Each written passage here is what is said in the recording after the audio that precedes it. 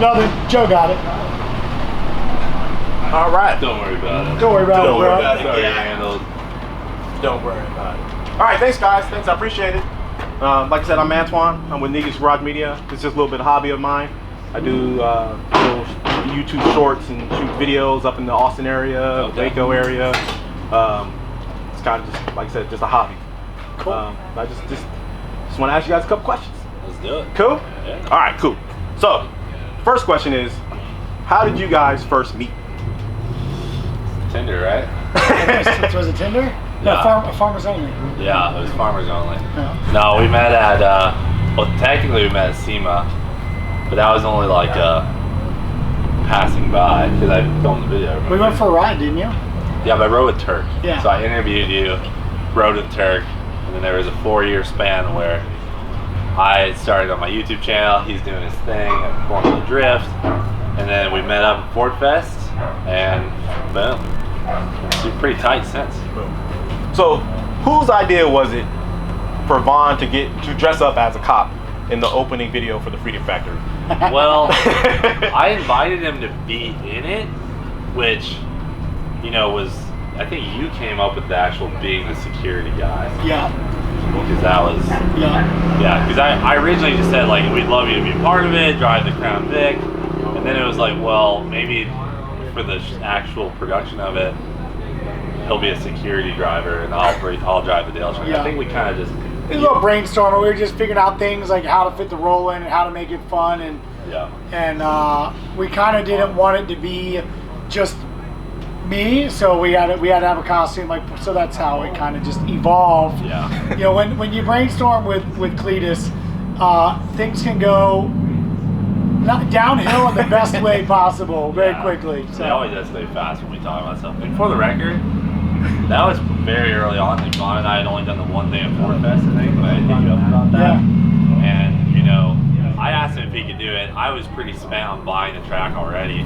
And, you know, he flew in on his own penny and everything just to help us do that. So that was a really honorable, I mean, that was one of the coolest things I've ever had anyone do. I mean, because he's such a high level of driving. I mean, he took time out of his family's time and everything.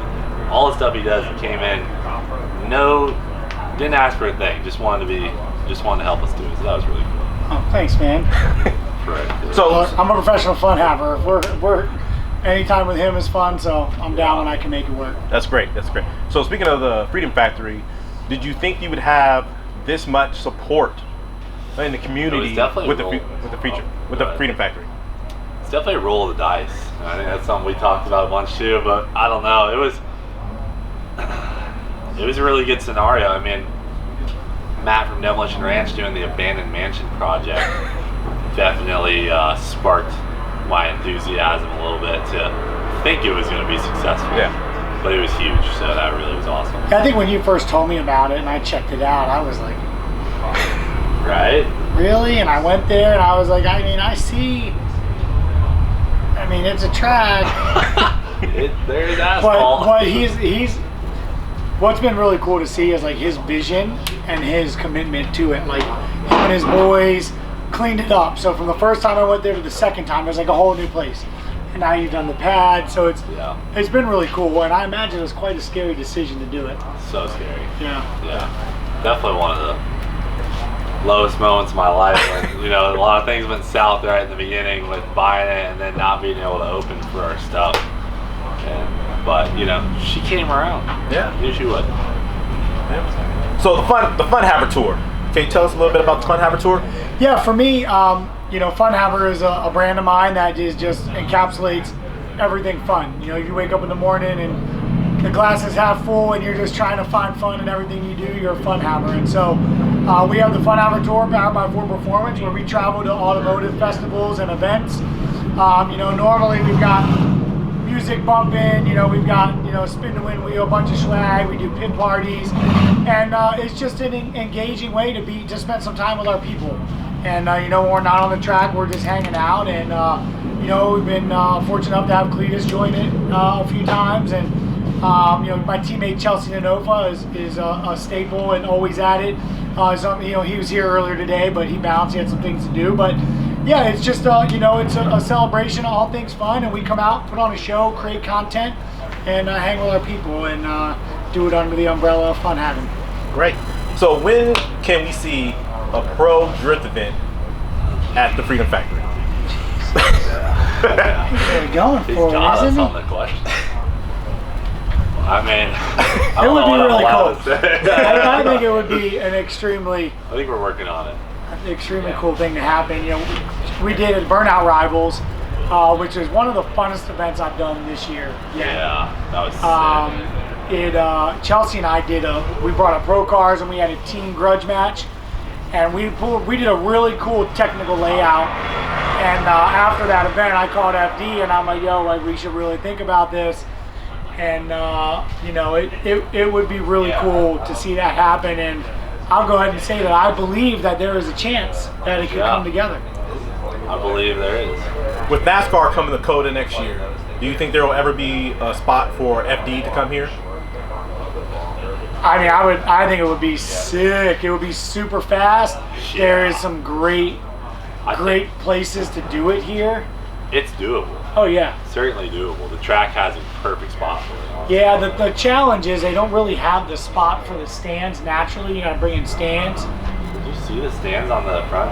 Are they where the S's are? Yeah. Oh, maybe I'm wrong. Maybe they do have stands. Maybe I was going too fast and I missed it. Yeah, you were going too fast. This is actually very well set up. Yeah, that would be great. I don't know why we haven't been here. Austin is great. What a great city. It's 15 minutes from the airport. That's a good question. I'm gonna have to push that one a little bit. He's got some great foot. Yeah. So you guys got out there on the track earlier today, going up through turn 1.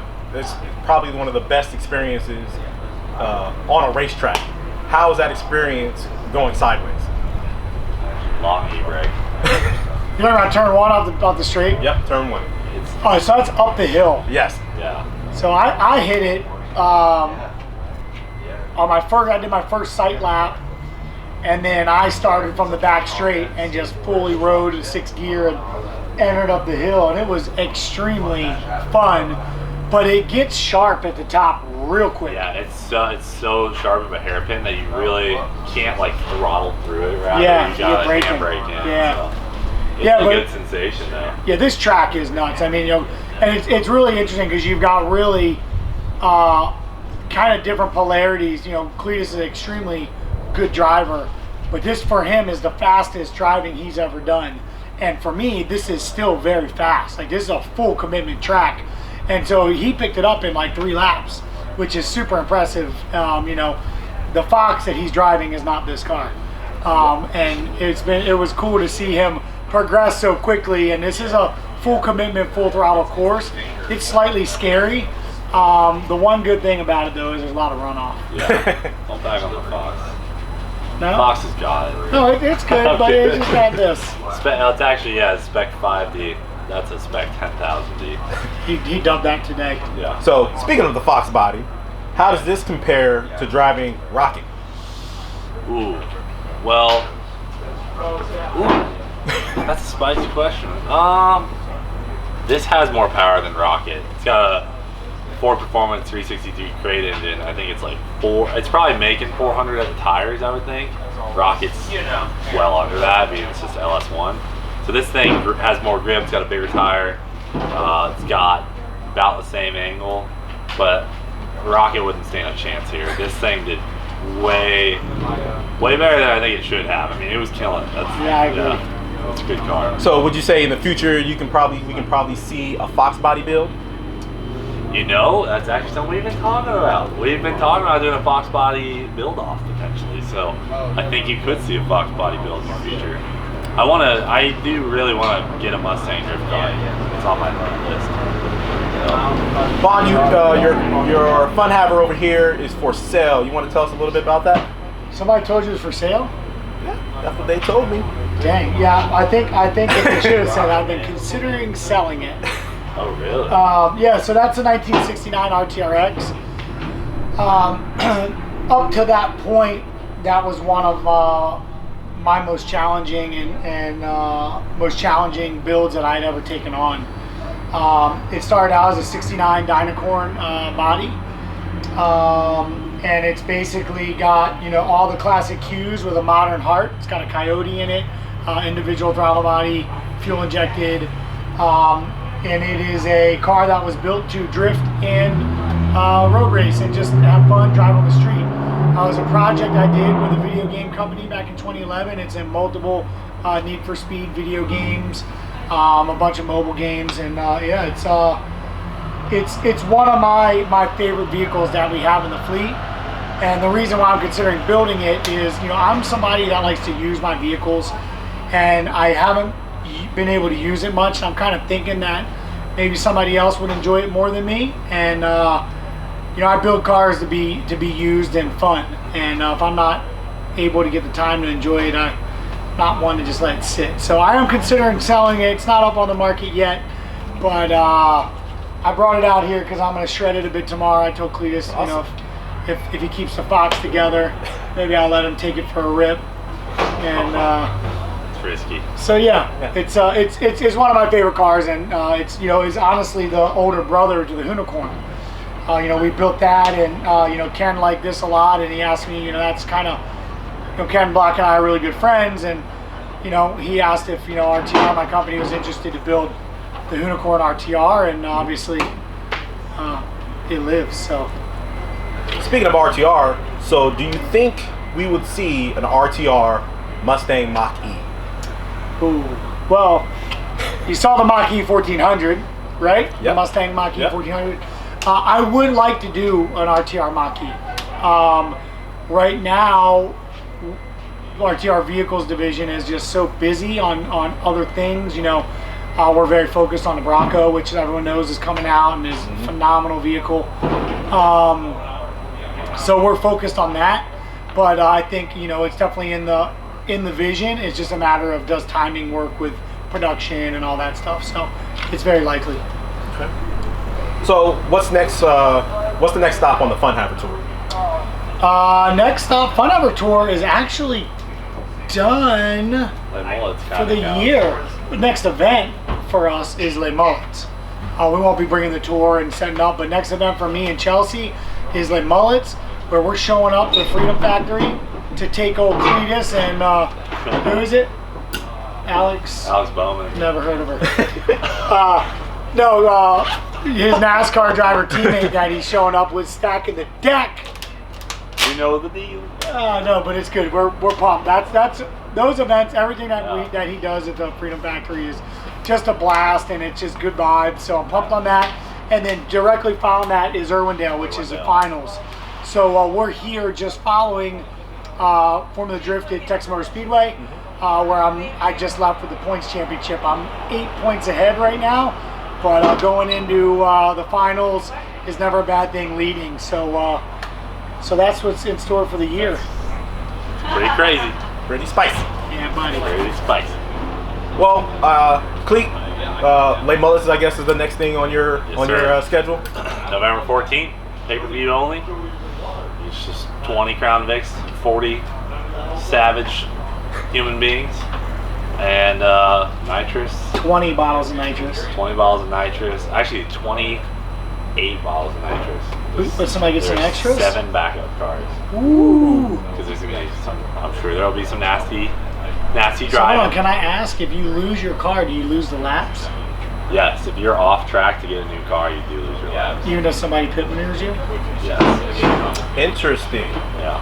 I think some strategy is going on. We're running it just like NASCAR. If we're under caution, your laps are counting the same. Yeah.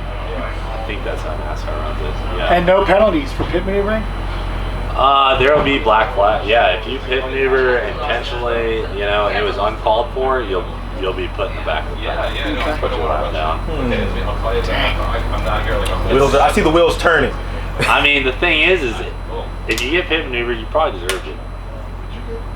All right. Unless someone just goes crazy, which I've seen happen. It could happen. But Actually, I'm there to race fair and have a good, clean race. Yeah. I'll see you later. Well, thanks, gentlemen. I just want to give you guys At the media lounge. a Nijas Garage media shirt. All right. Just for the thank you and for doing Oh, the sweet. Thank you. Sweet. Yeah. Sick. Just something for. Dang, did you design that? I did. You look, let me just show you something real quick. Galaxy. Come over here and look at my shoes real quick. Are we matching right now? Yeah, we're matching. Are we matching? We're matching. I should show you people. Yeah. We're on the same wavelength, my friend. That's great. I like it.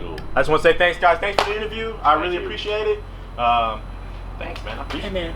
Perfect. Thank you, dude. Thank you. Thank you, dude. Thank you for being Thank you. yous all the way.